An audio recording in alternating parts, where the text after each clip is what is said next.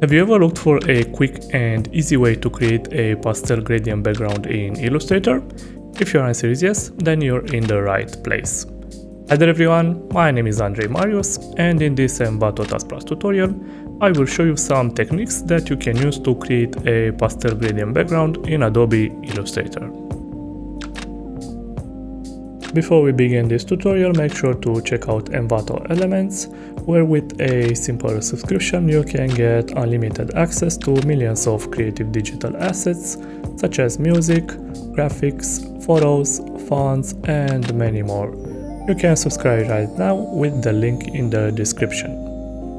Let's start in Illustrator with the easiest method that you can use to create a pastel gradient background.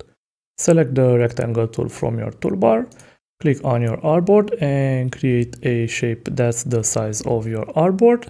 Click OK to create this new shape. Let's move it so it covers your entire artboard. Select the stroke and remove the color, and then select the fill and click this gradient thumbnail to apply a gradient for your shape. Set the angle to 45 degrees. And then focus on the gradient sliders. Double click this one, change the color mode to RGB and replace this color with 131, 132 and 240. And then double click this other color stop, again change the color mode to RGB and replace this color with 251, 231 and 185. Now with a simple click, add a new color stop. Let's set the location to 50% and then double click it to replace the color with 244, 145 and 220. Obviously you can always add new color stops to improve a gradient, and you can use the gradient tool from your toolbar to manually adjust the angle of a gradient. If you are not happy with a linear gradient, you can always try a radial gradient or a freeform gradient. With freeform gradients, you need to select your color stops directly on the artboard. Let's start with this one and change the color to 186, 240 and 212. Move to this one and change the color to 131, 132 and 240. Continue with this one and change the color to 241, 227 and 151. And finally select this one and set the color to 244, 145 and 220. As with the other gradients, you can add a new color stop with a simple click.